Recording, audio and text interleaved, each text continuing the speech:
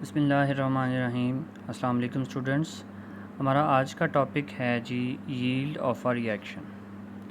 Yield का लफ्ज़ी मतलब होता है पैदावार यानी कि प्रोडक्ट। जब भी कोई भी काम करते हैं तो ज़ाहिर है उसके नतीजे में उसकी प्रोडक्ट निकलती है। तो वो प्रोडक्ट जो है केमिकल रिएक्शन के टर्म्स में हम उसको यील्ड कहते हैं। तो यहाँ पर भी यील्ड का मतलब फिर वही होगा, amount of product obtained as a result of chemical reaction is called yield. तो सबसे पहले आपको इसकी डेफिनेशन पता होना चाहिए। उसके बाद नेक्स्ट हम बात करें टाइप्स। तो यील्ड की 3 टाइप्स हैं जी। हमारे पास एक्चुअल यील्ड है, थ्योरेटिकल यील्ड है और परसेंटेज यील्ड है। तो अगर इन टाइप्स की आगे मज़ीद फ़र्दर डेफिनेशंस की बात करें तो सबसे पहले हमारे पास आ जाता है जी थ्योरेटिकल यील्ड।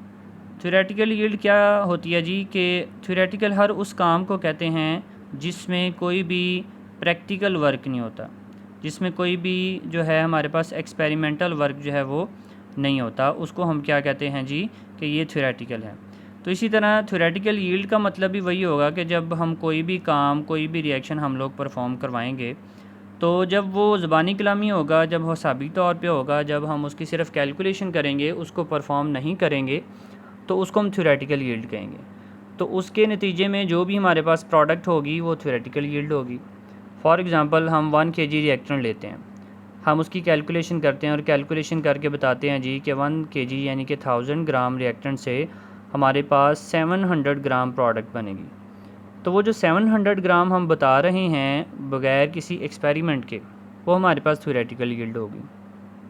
अब हम क्या करेंगे, वही एक्सपेरिमेंट, वही रिएक्शन को परफॉर्म करेंगे और परफॉर्म करके जो प्रोडक्ट निकलेगी असल में, हकीकत में, उसको हम कहेंगे एक्चुअल यील्ड।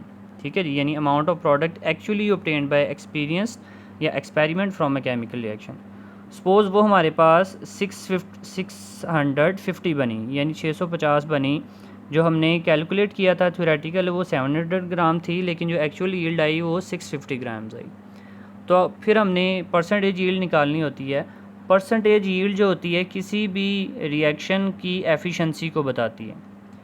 हमने चेक करना है कि हमारा रिएक्शन आया कि कितने परसेंट एफिशिएंट है।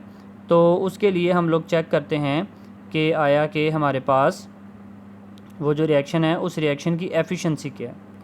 तो जब हम उस रिएक्शन की एफिशिएंसी निकालनी होती है तो हम उसकी परसेंटेज यील्ड फाइंड करते हैं। उसका तरीका क्या क्या होता है कि actual yield divided by theoretical yield multiply by 100। तो इस तरह से हम क्या करते हैं, परसेंटेज यील्ड जो है वो निकालते हैं। अब सपोज़ अभी जो मैंने आपको एग्जांपल बताई उसमें जो एक्चुअल यील्ड हमारी निकली वो 650 ग्राम थी और जो थ्योरेटिकल यील्ड आई हमारे पास वो हमारे पास आई थी जी 700 ग्राम।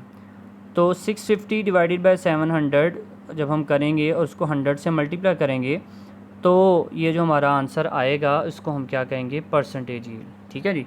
अब हमने एक चीज़ देखी कि एक्चुअल यील्ड जो थी वो 650 आई और जो थ्योरेटिकल थी ये 700 आई। तो ये कम क्यों आई? क्या ये हमेशा कम आती है? क्या ये कभी ज़्यादा भी आ सकती है? इन सारों सवालों के जवाब जो है वो जानना जो है वो ज़रूरी है। तो सबसे पहले पेपर में भी शॉर्ट क्वेश्चन आता है, why actual yield is less than theoretical yield. ये एक्चुअल यील्ड है, एक्चुअली नहीं है, एक्चुअल यील्ड है। तो इसका क्या मकसद है, इसका क्या मतलब है? तो उसकी मुख्तलिफ़ रीज़न हो सकती हैं। पहला रीज़न ये लिखा है जी कि मैकेनिकल लॉस ऑफ प्रोडक्ट हो जाता है। मुख्तलिफ जब हम काम करते हैं, सपोज़ जब बंदा रिएक्शन परफॉर्म कर रहा है, उसने जब फिल्ट्रेशन की तो रिएक्टेंट वेपर्स बन के उड़ गए। या क्या हुआ कि जब हम रिएक्टेंट ट्रांसफ़र कर रहे थे एक बर्तन से दूसरे बर्तन में, तो कुछ रिएक्टेंट जो है वो नीचे गिर गया। ठीक है, कुछ रिएक्शन जो है वो बर्तन के साथ ही लगा रह गया।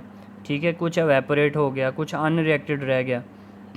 तो कोई भी वजह हो सकती है जिसकी वजह से एक्चुअल यील्ड हमेशा थ्योरेटिकल यील्ड से कम आती है। ठीक है, इसकी वजह इनएक्सपीरियंस वर्कर भी हो सकता है और कोई रैंडम एरर भी हो सकता है। अब ज़्यादा से ज़्यादा एक्चुअल यील्ड थ्योरेटिकल यील्ड के बराबर आ सकती है और ये एक आइडियल केस होता है और उस रिएक्शन की एफिशिएंसी 100% होगी। कभी भी एक्चुअल यील्ड थ्योरेटिकल से ज़्यादा नहीं आ सकती। अगर ऐसा है तो इसका मतलब है कि आपने उसको गलत परफॉर्म किया। तो ये था हमारा आज का topic, yield of a reaction.